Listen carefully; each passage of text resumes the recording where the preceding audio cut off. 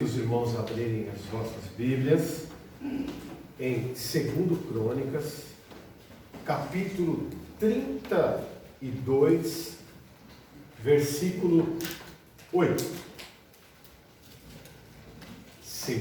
Crônicas, capítulo 32, versículo 8.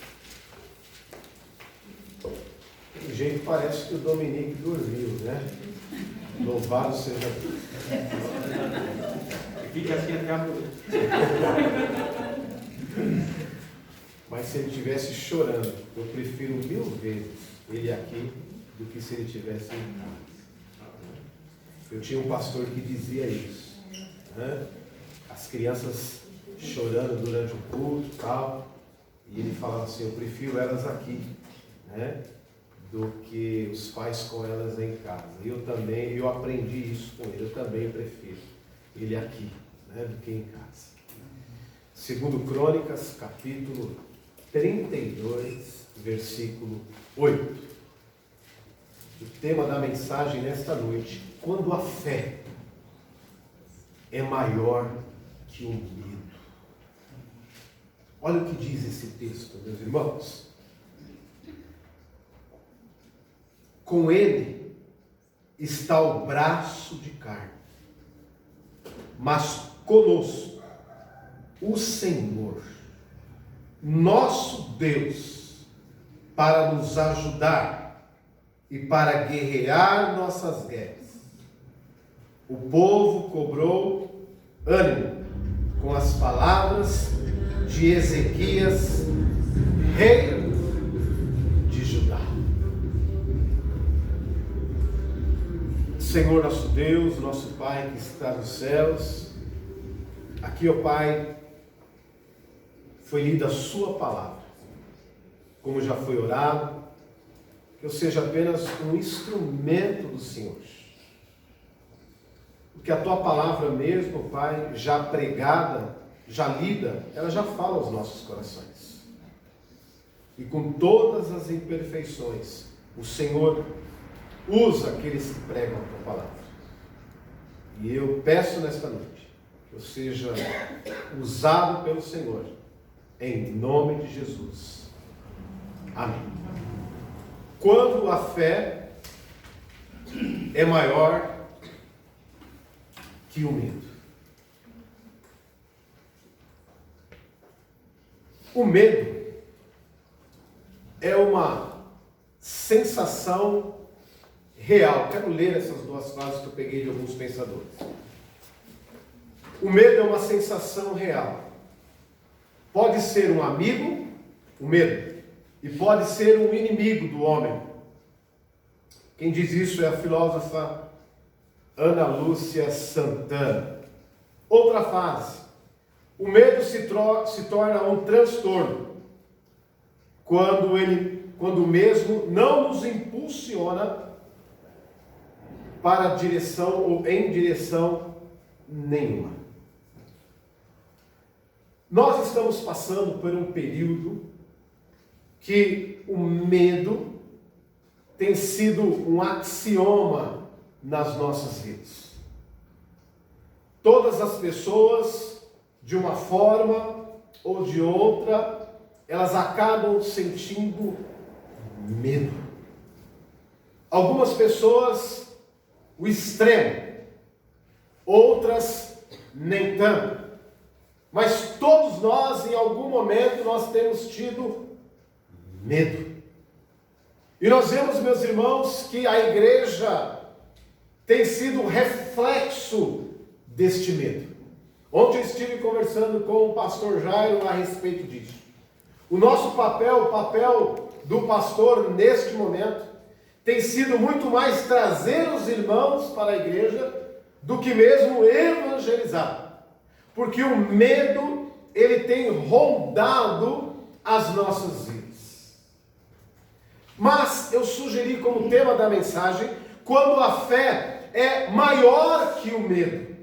Segundo os pensadores que eu acabei de ler, alguns aqui afirmam que o medo é bom em algum momento. Outros dizem que ele se torna bom quando ele impulsiona você a fazer algo. E mesmo muitos cristãos já terem aceitado Jesus Cristo, mesmo confiando em Deus, ainda eles têm em algum momento medo. Há alguns cristãos que têm medo da morte. Mas nós sabemos, meus irmãos, nós que somos crentes, nós que cremos no nosso Salvador, Jesus Cristo, nós sabemos que o morrer para nós é lucro. Quando a nossa mente parte para nós pensarmos a respeito da morte, há um alívio muito grande. Por quê? Porque nós sabemos que para o cristão é uma mudança de endereço. O apóstolo Paulo diz que quando nós estamos ausentes no corpo, há presença real com Deus. Se nós então trouxéssemos aqui todos os nossos entes queridos que já partiram, que estão gozando, né, das delícias do céu, se perguntasse para ele: olha, você gostaria de voltar novamente ao convívio da sua família, da igreja, ou seja lá do que for, a resposta seria não. Por quê, meus irmãos? Porque estar em Cristo é estar nos céus. Então, para nós, crentes no Senhor Jesus Cristo, não podemos ter medo. A morte é um reencontro. A morte é reencontrar novamente o nosso Mestre. É andar em ruas de ouro. Há quem diga que, olha, primeiro quando o Senhor vier, encontrará conosco nos ares. Primeiro ressuscitarão aqueles que foram primeiros, os mortos em Cristo Jesus. Sim, mas eu quero dizer para você nesta noite que de uma maneira ou de outra, eles já gozam do celeste, do porvir, da glória que fora um dia prometida por Deus, o nosso Deus.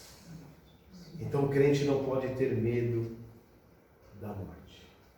Os gregos, quando eles falavam a respeito da morte, eles tinham medo da morte porque a morte era feia. E eles então acreditavam que eles poderiam fazer tudo do seu corpo, porque o importante de fato era o espírito. Então com isso eles poderiam pecar, eles poderiam comer aquilo que eles achavam então que eles deveriam comer, beber, porque o que importava mesmo era o coração. Mas nós somos o templo do Espírito Santo de Deus. O nosso corpo, ele demonstra quem nós somos de fato. Então não podemos ter medo. Não podemos ter medo de nada. O crente não pode ter medo.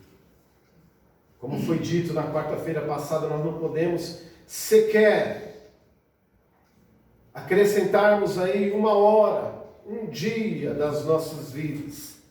Porque de fato, quem dirige, quem está sobre as nossas vidas, elas são dirigidas. E as nossas vidas estão nas mãos do nosso Deus, do nosso Senhor. E esse texto que nós acabamos de ler, nós vemos então aqui Ezequias dizendo isso. Com eles, com os nossos inimigos, com eles está o braço de carne, o homem, mas conosco está o Senhor, o nosso Deus. Qual é o cenário que estava acontecendo ali em Judá? Meus irmãos, a Síria, naquele momento, dominava Judá. Não só Judá, mas como outros países menores, outros povos. Então, ali a Síria e o seu rei, Senaqueribe, eles então dominavam todo aquele Oriente Médio, aquelas cidades, aqueles países, aqueles povos, eles dominavam. E agora então morre Acás. E Deus disse para Acás certa vez: olha, se você for comigo, se você honrar a minha palavra, se você me obedecer, eu irei te abençoar. Portanto, se você não fizer dessa forma, o seu reino sofrerá danos. Ele começa a reinar muito bem, maravilhosamente bem. Mas quando ele olha o tamanho da Síria, quando ele olha o rei Senaqueribe, o que ele faz? Ele começa a obedecer o rei idólatra. Ele começa a colher impostos do seu próprio povo, para dar para a Síria, para o rei Senaqueribe. Ele tinha medo da Síria, do povo assírio. Ele tinha medo do rei Senaqueribe. E agora assume o seu filho, Ezequias. E quando Ezequias, então, ele assume o reino, a primeira coisa que ele faz é restituir o culto ali em Judá. Depois ele abandona os deuses que serviam a Síria, que servia a Senaqueribe. E o rei, então, da Síria, Senaqueribe, ele fica revoltado com aquela situação. Ele diz assim: olha, eu vou exterminar o povo de Judá. E ele iria conseguir, porque o povo de Judá era um povo muito pequeno. Mas embora aquele povo era pequeno, o Deus que eles serviam era muito grande. O Deus era abissal. O Deus era grandiosíssimo. E às vezes, meus irmãos, trazendo para as nossas vidas, nós temos medo de tantas coisas e esquecemos o tamanho do Deus que nós servimos. Às vezes qualquer exame, qualquer coisa, muitas vezes que nos chama a atenção, às vezes uma circunstância que acontece, às vezes qualquer coisinha, qualquer ameaça, qualquer vizinho que fala alguma coisa, ficamos polvorosos, mas esquecemos que com ele está o braço de carne, mas conosco está o nosso Deus. Amém. E muitas vezes nós esquecemos disso, meus irmãos, que nós servimos o Deus dos deuses. É Ele que está conosco. Do que você tem medo? Não tenha medo, tenha fé. Então nós vemos que quando a fé é maior que o medo, o que deve gerar em nós quando a fé é maior que o medo? Quando a fé é maior que o medo, não existe medo. Quando a fé é maior que o medo fica minúsculo. Quando a fé é maior que o medo. Mas muitas vezes nós fazemos ao contrário. O medo se torna maior do que a fé. E quando o medo se torna maior que a fé, nós almoçamos o medo. Vamos lá, nós tomamos café com o medo, nós almoçamos com o medo, tomamos café da tarde com medo, jantamos com medo, dormimos com medo. Quando o medo, ele é maior que a fé. Mas nós, como crentes, como os filhos de Deus, a fé deve ser maior que o medo sempre. Sempre. Você já passou por isso? Eu não vejo a hora de pegar aquele exame, eu não estou conseguindo dormir. Olha, fulano falou que queria falar comigo, o que será que ele quer falar comigo? Olha, meu patrão vai ter um corte lá na firma, lá, olha, eu tenho certeza que eu vou ser cortado, eu vou ser o primeiro. Quando a fé é maior que o medo, nós não nos abalamos.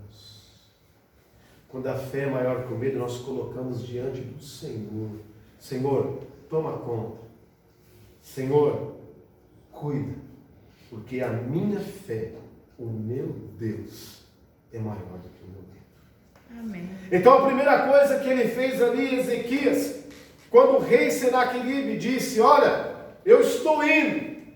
Eu vou aí, eu vou exterminar vocês, não está vindo mais as ofertas, não está vindo mais os impostos, eu vou acabar, eu vou dizimar vocês.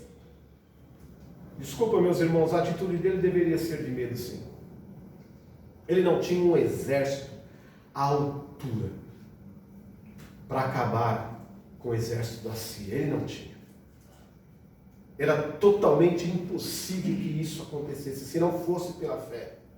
Porque o exército era muito, mas muito pequeno. Mas não é porque o exército dele era pequeno, não é porque Deus estava com ele, que ele não fez a parte dele. Então muitas vezes não é porque Deus está conosco que nós não devemos fazer a nossa parte. Não é só entregar nas mãos do Senhor, não. Precisamos fazer a nossa parte. Olha o versículo 3, olha o que ele fez. Resolveu ele quem? O rei Ezequias, o que ele resolveu? De acordo com os seus príncipes, com os seus homens valentes, ele mandou tapar as fontes das águas que havia fora da cidade, e eles o ajudaram. O que ele fez? Quando ele soube que o exército iria vir atacar, quando ele imaginou com certeza que aquele exército era grandiosíssimo, o que ele fez? Vem cá, meus príncipes, vem aqui, meus súditos, deixa eu falar uma coisa para vocês, os inimigos poderão vir pelas águas, o que nós iremos fazer, rei? Vamos tapar as brechas. Olha só, não vamos dar brechas, vamos tapar as brechas por onde o inimigo poderá vir, vamos fazer isso. Então nós vemos que ele não ficou parado. Se ele teve medo em algum momento, primeiro, ele confiou em Deus e agiu. O medo muitas vezes nos estagna. O medo muitas vezes nos faz parar. Meus irmãos, existem duas situações. A psicologia diz que quando nós estamos de frente ou de fronte do medo, a mão esfria e as pernas, elas têm um maior fluxo de sangue. Por isso que quando alguém diz para você no meio do mato, seja lá o que for, assombração, você corre mais do que um carro da Fórmula 1. Eu já vi bandido pular do 5º andar e não morrer, porque o medo faz isso, né? Você já correu com medo? Já vi que vocês já correram muito, né? E nós vemos então que, nesse momento, o que ele fez? Nesse momento ele resolveu, e ali de acordo ele falou: vamos tapar as fontes das águas, que certamente os inimigos poderão entrar por essas brechas. Então vamos tapar, que com certeza o inimigo não conseguirá vir por essas brechas. Onde é que o inimigo muitas vezes entra nas nossas vidas? Por onde é que muitas vezes ele acaba com as vidas dos cristãos? Onde muitas vezes os inimigos, o inimigo e os inimigos, né, muitas vezes acabam destruindo um lar, uma casa, os negócios, seja lá o que for. É apenas brechas. Quando nós damos brechas, meus irmãos, é justamente aí que o inimigo entra. O inimigo ele não consegue sondar o seu coração. Mas quando você fala, quando as suas atitudes demonstram, ele sabe das suas falhas, ele sabe das suas fraquezas. Portanto, que você, meu irmão, possa tapar as brechas da sua vida. Se você sabe que você é fraco em determinada situação, em determinadas coisas, tape aí as brechas, para que não venha acontecer escândalo, para que o inimigo não venha ter êxito na sua vida. Foi justamente isso que ele fez. Ele tapou as brechas para que o exército inimigo não tivesse êxito, para golpear a cidade, para golpear o seu povo. Em primeiro lugar, quando a fé é maior que o medo, quando nós fechamos as brechas. Em segundo lugar, meus irmãos, nós vemos que ele cobra ânimo do povo. Mas mesmo tendo Deus, mesmo sabendo que Deus estava ao seu favor, ele precisava disso, de tapar as fontes de água, ele precisava cobrar ânimo. Sim, olha o que diz o versículo 5, que nós vamos ler algumas vezes ele cobrou ânimo.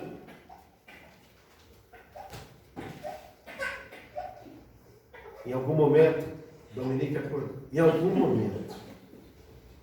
momento, o que aconteceu? Vazou.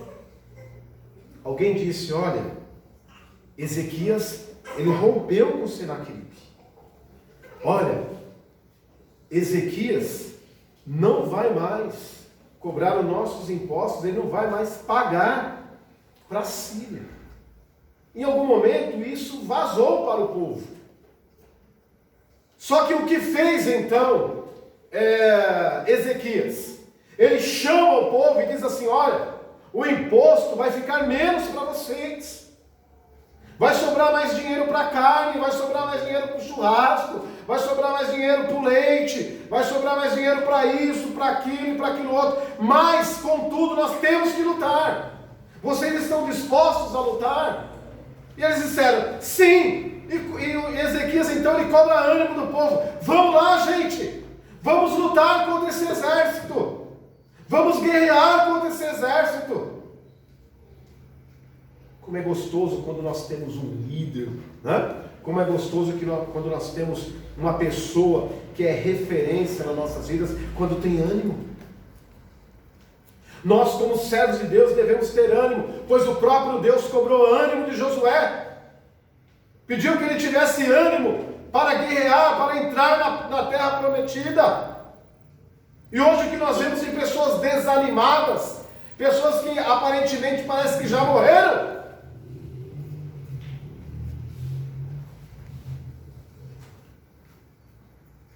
Então Ezequias, ele cobra ânimo daquele povo. Vamos lutar. Vamos guerrear. E certamente ele conseguiu entrar dentro dos corações ali do povo de Judá, dizendo, e nós vamos ganhar. Nós vamos vencer. Eu sempre gostei de futebol, né? Eu sempre gostei de jogos, né? E eu nunca gostei de perder.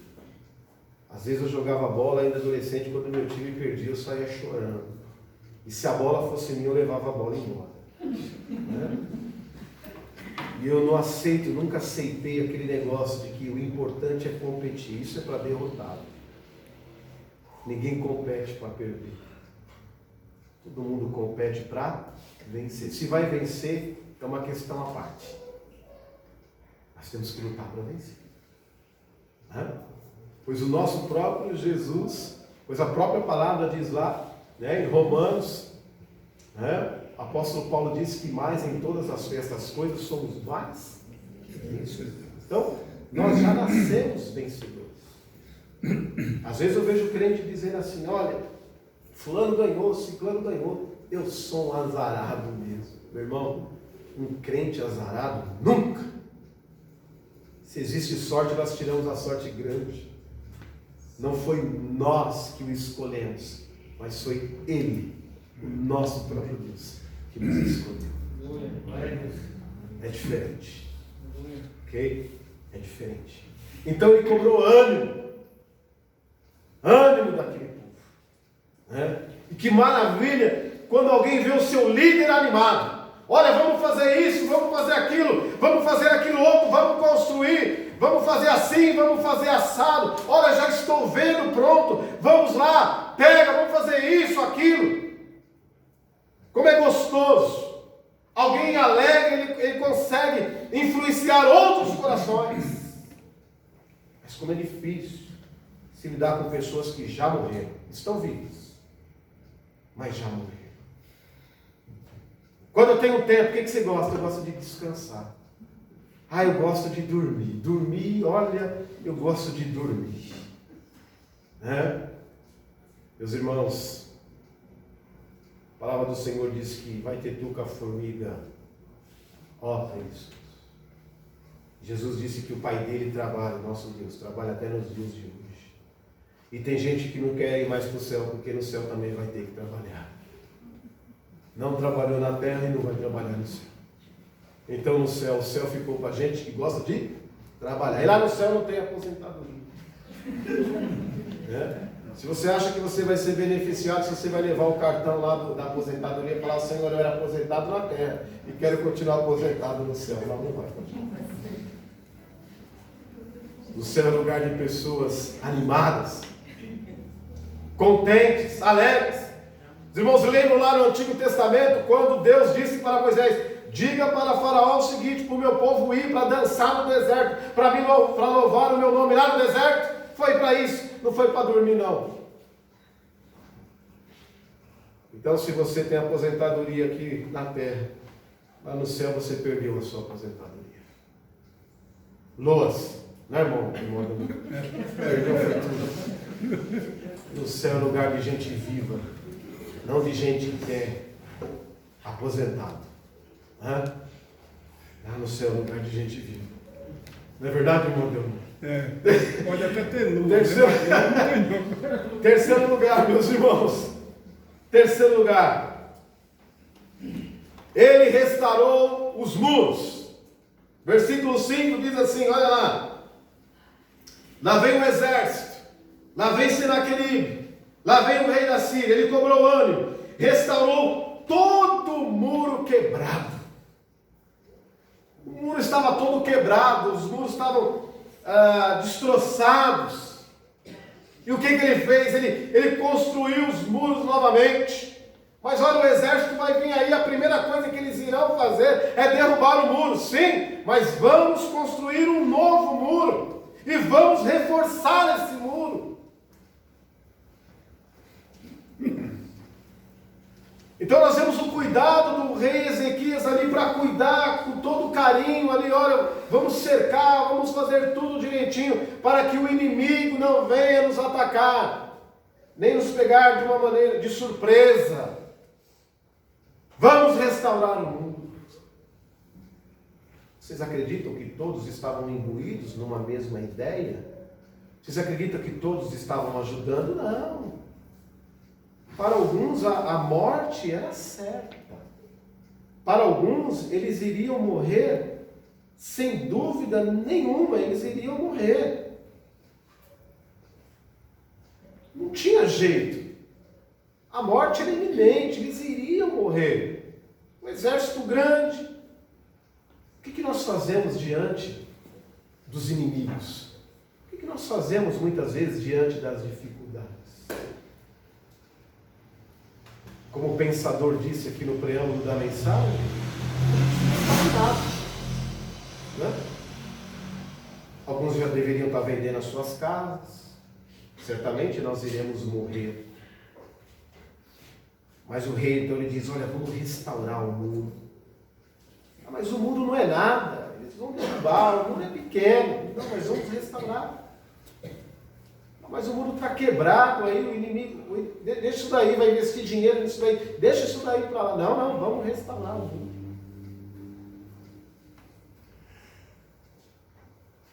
Nós como servos do Senhor, nós possamos a cada dia nos restaurar diante dele.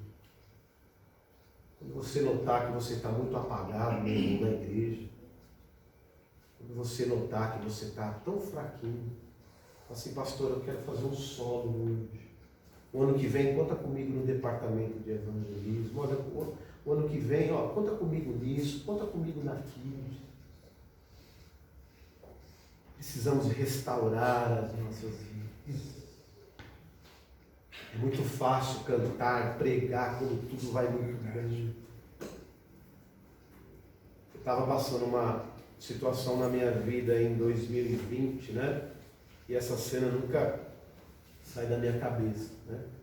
O diácono irmão Antônio perguntou para mim assim, e aí pastor, está tudo bem? Eu olhei para ele, dei uma risadinha e falei assim, tá tudo bem. Mas não estava nada bem. Mas quando não estiver nada bem na sua vida, você peça para o Senhor, Senhor, me restaura. Restaura minhas forças, cuida da minha vida.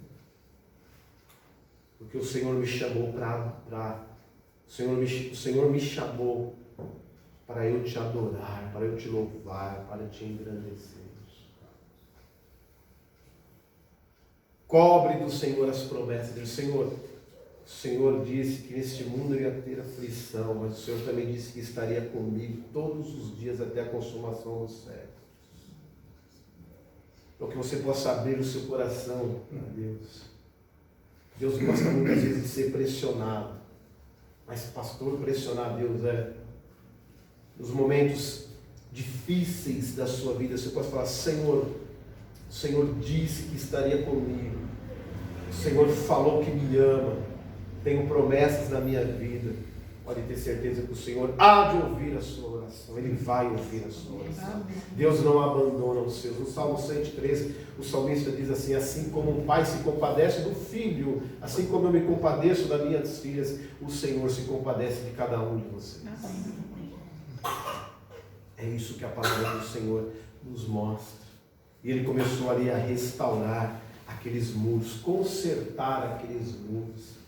Essa noite pode ser noite de conserto na sua vida, meu irmão. Essa noite pode ser noite de conserto na sua vida, minha irmã. Há essa necessidade de nós consertarmos com Deus. Há essa necessidade de nós nos unirmos a Deus. Quando nós estamos de bem com Deus, quando nós estamos reconciliados com Deus, nós não temos medo de nada. O medo vem quando nós temos atitudes infantis. O medo entra dentro de nós, o pecado entra dentro de nós e nós começamos a ter medo disso, ter medo daquilo, ter medo daquilo outro. Agradeço, eu dei risada, meus irmãos. Eu conheci um homem que mata rato. Porque é raro ter homem que mata rato. Mas esse mesmo homem que mata rato, a mulher dele disse que se ele vê uma barata voando, ele corre. Olha para você ver. Esse é o ser humano. Eu não tenho medo nem de rato, nem de barata, mas respeito os dois. Não tenho medo. E às vezes nós temos medo de tanta coisa. Se lembrei de uma coisa lá de casa, mas eu nem vou contar. Né? São os medos que nós temos na vida. Tem marido que tem medo de certa coisa. Ao invés de ele criar força, ele pede para a mulher: fulano, sai, vai lá matar, faz isso, faz aquilo, faz aquilo. Mas nós, como servos de Deus, precisamos restaurar a nossa fé. Desculpa brincar, mas precisamos restaurar a nossa fé, restaurar os muros das nossas casas. Em quarto lugar, meus irmãos, ele fez arma e escudo à vontade. Olha o que diz o versículo 5. Primeiro, ele cobrou ânimo. Segundo, ele cobrou ânimo. Depois, ele restaurou todo o muro quebrado. Ele ergueu torres. Levantou também outro muro por fora. Fortificou o milo da cidade de Davi. E fez arma e escudo à vontade. Você sabe lutar? Não sei, mas está aqui a arma. E você sabe lutar? Você sabe usar armas? Sei, então está aqui 2 armas para você. Olha, eu não sei lutar, eu não sei manusear uma arma, mas eu quero, então está aqui a arma para você também. De tanto que ele conseguiu empolgar aquele povo, de tanto que ele conseguiu restaurar a fé daquele povo, de tanto que ele conseguiu cobrar ânimo daquele povo, até aprender a lutar, aquele povo queria aprender a lutar. É isso que a fé faz. O medo faz ao contrário. Mas a fé faz nós manusearmos armas que outrora não sabíamos. É isso que a fé faz. De mim mesmo, meus irmãos, eu jamais seria um pastor. Talvez de mim mesmo não estaria nem pregando aqui para os irmãos. Mas é a fé. É somente a fé. E quando nós temos fé no Senhor, os nossos problemas se tornam irrisórios, pequenos, pequeniníssimos. Né? E ele então, ele começa a distribuir arma. Não é essa ideologia, né, que se passa muitas vezes, olha, cada cidadão tem que ter uma arma para... Não é o caso aqui. Não é verdade?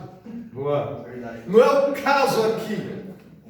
Mas nessa... Fazer quem é aquele pregador? Posso ouvir um amém? Amém. Isso. O que acontece, meus irmãos? Essa arma aqui era outra também. Era uma arma para defender o seu próprio povo. Mas era o povo de Deus. Então nós vemos então que ele começam ali a confeccionar armas e escudo à vontade. Não era só as armas para atacar, mas também o escudo para defender. Eram os dois. Então nós vemos que o povo estava imbuído num só propósito. Vocês já viram muitas vezes, aqui todos foram crianças, né? Vamos lá na casa de fulano, vamos pegar. Menino que tem muito dessa coisa, né? Vamos lá pegar fulano. Fulano mexeu com todos nós. Fulano xingou minha mãe. Vamos lá pegar, vamos lá pegar. Daqui a pouco sai o irmão dele maior que ele, todo mundo corre. Né? O exército não estava preparado para isso. O exército estava estimulado pelo próprio Deus. O exército estava preparado para defender ali a própria nação, para adorar o próprio Deus. Então, as armas ali que foram feitas e distribuídas era para alguém que queria lutar. E a vida é feita de luta. A vida é feita de guerra. A vida não é fácil. Então, se você não está pronto para lutar, você não está pronto para ganhar. Precisamos estar prontos para lutar e pedir sabedoria para Deus para como lutar e de que forma lutar. Então no verso 25 no verso 5 nós vemos então que ele faz um muro, depois ele faz outro muro, depois ele faz uma torre, depois ele faz arma e escudo à vontade, em abundância. Esse homem estava muito animado. Esse homem estava animado demais. De onde vinha essa força? Da onde via esse espírito, se não fosse de fato vindo de Deus? E se nós estamos aqui nesta noite, é porque nós não temos sido estimulados pelo que a imprensa fala, pelo que a televisão fala, mas nós estamos de fato sendo estimulados, incentivados pelo próprio Espírito Santo de Deus. Meus irmãos, nós passamos por uma pandemia, estamos passando por uma pandemia onde pegou muitas pessoas aí despreparadas financeiramente falando, espiritualmente falando. E agora nós estamos novamente voltando, né, ao normal. Mas em nome de Jesus que você possa se preparar, se prepare. Porque Jesus está voltando. E se você estiver preparado, poderá vir outra pandemia, poderá vir outras pestes aí, porque isso é o sinônimo da volta de Cristo. Mas que essas coisas não possam pegar você desprovido. Mas que essa experiência que você teve, que você possa se preparar para o dia do amanhã. É assim que nós como crentes devemos viver. Eu aprendi muitas coisas nesta pandemia. E uma delas é que eu devo me preparar a cada dia, porque Jesus está voltando. E pestes, pragas, muitas coisas virão, mas contudo, o Senhor, o nosso Deus, quero dizer para vocês nesta noite, em cima dessas palavras, as mesmas coisas que o rei Ezequias disse: com ele está o braço de carne, mas conosco, o Senhor nosso Deus, para nos ajudar. Mas devemos fazer a nossa parte. Quinto lugar, já quase terminando. Ele pediu que o povo não tivesse medo. Olha o que diz o versículo 7. Sede fortes, corajosos, não temais, nem vos assusteis por causa do rei da Síria, nem por causa de toda a multidão ou do exército que está com ele, porque há um conosco maior do que o que está com ele. Olha só. Olha que maravilha. Não se assusteis. Não tenha medo. É isso que ele está dizendo. Quando vocês ouvirem o barulho dos cavalos, das armas, não tenha medo não. Porque quem está conosco é o nosso Deus. E aquilo que estava diante de nós, né, o difícil que estava diante de nós, nós fizemos. E o impossível? O impossível pertence a quem? Amém. O impossível é dele. O impossível não é comigo, o impossível não é com você, o impossível é com o Senhor. Foi isso que ele disse. E eu tenho certeza que alguns, pessimistas aí, perguntaram, mas se eles vierem por aquele lugar, e se vierem pelo outro, os ansiosos, mas se vierem para o alto, ou rastejando. A palavra dele foi dada aqui. Seja forte, seja corajoso, não temas, porque com eles está o braço de carne, com eles está o homem, mas conosco está o nosso Deus. E essa palavra que eu trago para os irmãos nessa noite, que diante dos seus medos está o braço de carne. Eu preciso disso, eu preciso daquilo, tudo carne. Eu preciso disso, eu preciso daquilo, eu preciso daquilo outro, tudo carne. Mas tudo isso passa. E o que nos resta? O Espírito, o Deus que está conosco. É Ele que está conosco. E olha só, tanta preocupação, nós somos ansiosos às vezes, tanta preocupação, tantas coisas, tantas dificuldades, alguns tantas noites mal dormidas, tantas tristezas, tanta apreensão, alguns depressão, outros remédio, outros ansiedade, tantas coisas. E o que aconteceu diante dessa guerra, pastor? Olha o que diz o versículo 21. Então o Senhor enviou um anjo que destruiu todos os homens valentes, os chefes, os príncipes no arraial da Síria, e esse, com o rosto coberto de vergonha, voltou para a sua terra. O que aconteceu? Eles nem chegaram a guerrear. O Senhor destruiu todos nos seus próprios arraiais. Nem chegaram a lutar, nem chegaram a guerrear. Então o nosso Deus, o anjo do Senhor, o próprio Deus, foi Ele que lutou para aquele povo.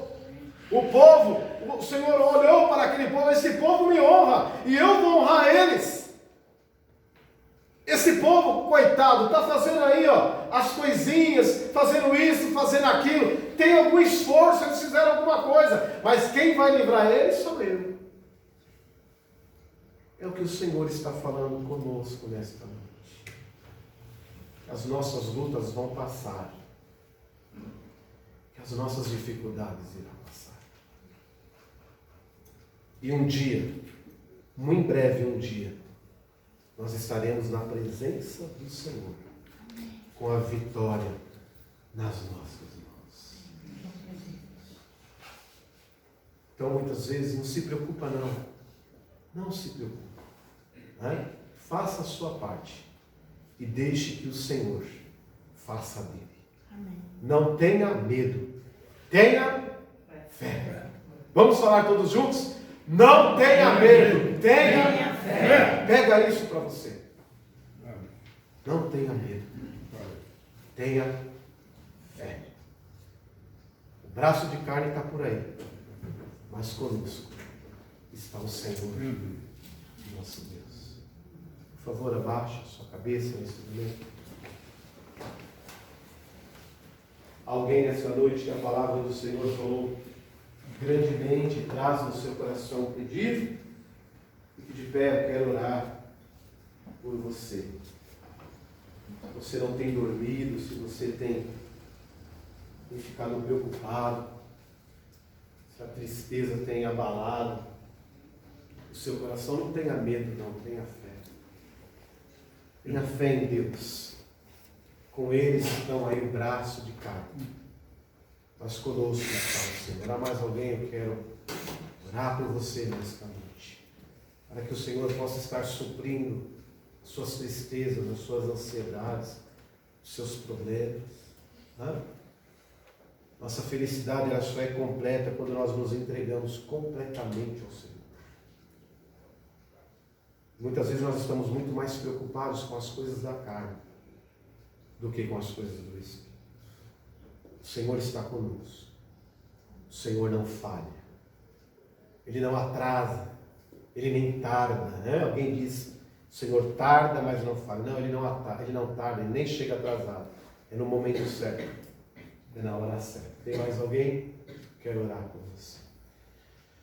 Pai querido, Pai amado, nós te agradecemos, Senhor, pela tua palavra. Palavra essa que nos ensina, Pai, que nós não devemos ter medo. Muito pelo contrário, nós temos que ter fé. Palavra que nos ensina, Pai, que nós devemos fazer a nossa parte, que certamente o Senhor há de fazer a tua. Pai querido, eu te agradeço por esta palavra, Senhor, que o Senhor falou no meu coração. Obrigado por essa palavra que me ensina, Pai querido, que muitas vezes as pequenas coisas nós deixamos para lá e às vezes essas pequenas coisas nos derrubam, nos entristecem, Pai querido.